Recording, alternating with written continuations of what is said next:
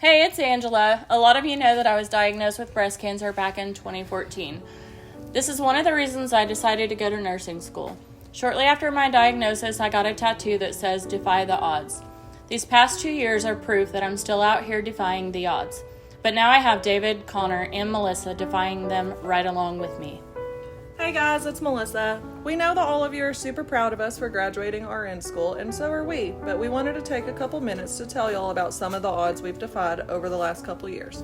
Nursing school has been so much more than bookwork and clinicals for the four of us. It's taken a lot of personal strength and us leaning on one another to get to this point.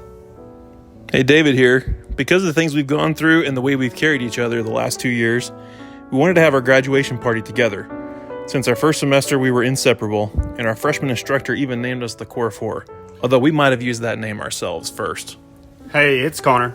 The name of our group was meant to be funny and positive thing, and it was in the beginning. And in the end, more people than we ever expected became aware of the Core4. And some of those people might not think of it as funny or as positive as we still do. After watching the nurse who took care of my dad while he was in the hospital, I felt the calling of wanting to become someone who could be in that role. That's when I went to talk to Mrs. Hamilton about what it would take for me to get into the program. Once I was accepted, I started taking some prerequisite classes. Then I got COVID, the bad kind. I was in the hospital for 5 days and thankfully came out well enough to be here today. But it was really scary and stressful, and at some point I thought I was actually going to die. Without the help of Kendall, Steve, Jackie, and God, I would not have been able to overcome that illness and complete the classes that were required for me to get into nursing school. Fast forward 6 months. If you know anything about me, you know how much I love dogs, even more than people. My beloved husky Durant, whom I rescued just before my cancer diagnosis and played a large role in my healing from chemo, passed away. From, you guessed it, cancer. I still remember the night I was sitting in class. I didn't know Dave, Mel, and Con very well yet. When Steve called and told me about the news, I remember feeling so completely embarrassed by how much I was crying my heart out during class. I really did look like an idiot. I remember thinking, these people who just befriended me must think I'm a complete nut job for crying over this dog. But when they comforted me, even in my craziness, I knew I'd found my people. Lastly, and most importantly, it was super hard for me to make the decision to change from my 21-year career in education to a whole lifestyle change into the field of nursing at the age of, I guess it was 45 then. I was already scared and knew that I would likely be the oldest person there and doubted myself and wondered if I even knew how to study anymore, or if I could hang with the younger kids, or even if my back would hold out long enough for me to handle a patient. So this is just one or a few of the things that have gotten me here today so far. I don't really have a cool reason for why I decided to apply for RN school. I just realized that the income I had as a single mom wasn't what I wanted for the rest of my life, and here we are. I applied to the program on a whim, way past the application deadline, after everyone else had already gotten their acceptance letters. Thankfully, I got accepted to the night program where I got to meet the Core4.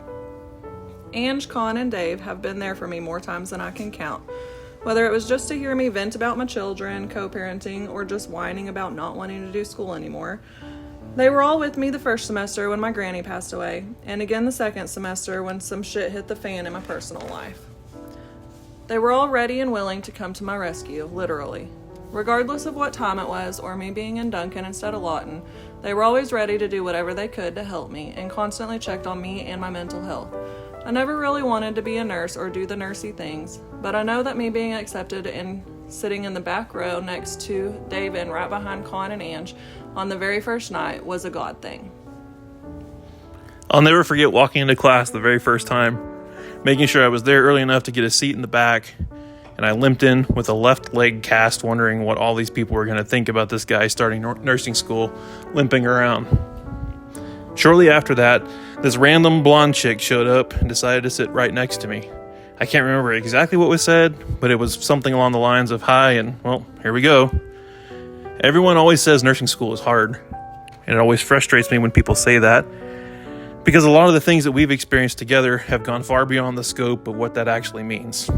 Sure, the content's hard, but we've all gone through personal things individually during the entire time we've been in school.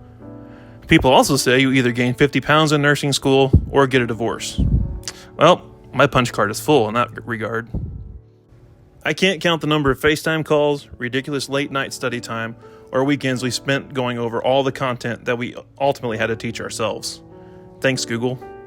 Connor, Ange, and Mel are not just classmates, and that was evident from the very beginning. We pulled each other along even when none of us wanted to keep going. I think I wrote more essays to the faculty on our behalf for all four of us than I did for the assignments that we had in class. On more than one occasion, they probably wished that I had not said anything to them at all. I'll never forget the first time we talked about graduation. It seemed so far away from that very first semester, and there were times we thought that we would never cross that stage together or even individually. Even nerds, me, don't easily pass through nursing school.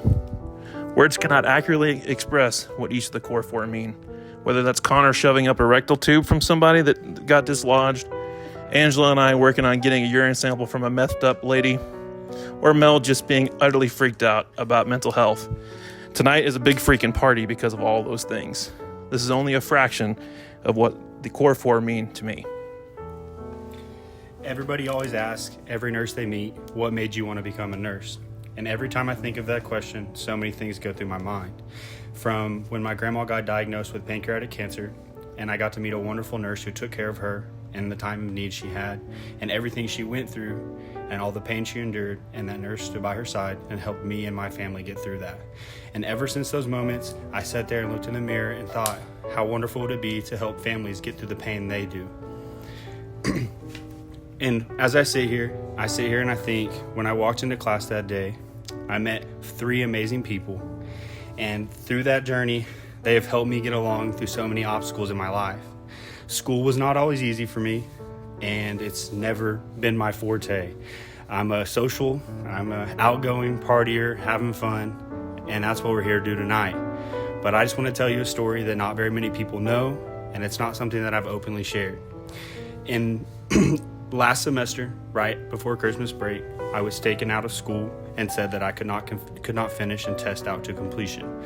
And during this moment, David, Melissa, and Angela gathered around me and helped me go forward and moving on to try to figure out the appeal process and what I could do best and how I could help move forward, because I knew I deserved to be in this program and I knew I could be the best possible nurse.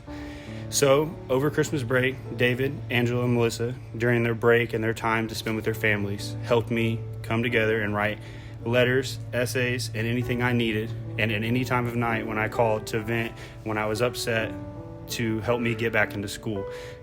Fast forward to January, I get a phone call that says, hey, you're back in the program, you have to complete these classes. I call Angela, I call David, I call Melissa. They're so ecstatic.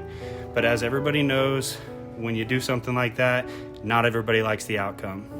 We lost our teacher, and nothing against her, but we had to fight against all odds to continue to go.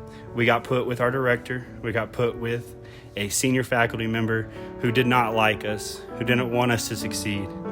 Somebody who necessarily thought we were good students but didn't think we were great people. And I think that's the exact opposite. I think we're great students and I think we're great people. And I love each one of these people that have helped me succeed through nursing school, including family, friends, and the Core 4, who without them I wouldn't be here today. And a lot of people don't understand that. And with all this being said, Angela gets annoyed with me. She says I'm going to forget about her. And I call her every day. And she still gets annoyed. David, he answers me sometimes. He says he's at work. I don't believe him. He just doesn't want to talk to me. Melissa, she either answers or she calls me back and says, I was with the kids. I don't know if I believe it either. Sometimes all I think is I'm a bother, but I know they love me deep down. And I know at the end of the day, they'll always be there for me no matter what. I'm excited to take this next journey. I talked David into coming to MedSearch with me, even after all odds saying no. I even got Melissa to be a nurse with me, which is even more mesmerizing because all she wants to do is stick people in the face. And Angela's, I can't even tell you what she's going to be doing, but let's just say it's something explicit. She's going to be looking at some things, popping some things out. I don't know what else to tell you, except we're going to have an awesome freaking time tonight. And we all work on the same floor, so if you ever need anything, unless it's delivering a baby, you can call me. If it's that, we got some other people to handle that. But I love you guys, and let's have a great time tonight. Now we'll see you in a better place. How do we not talk about family when family's all we got?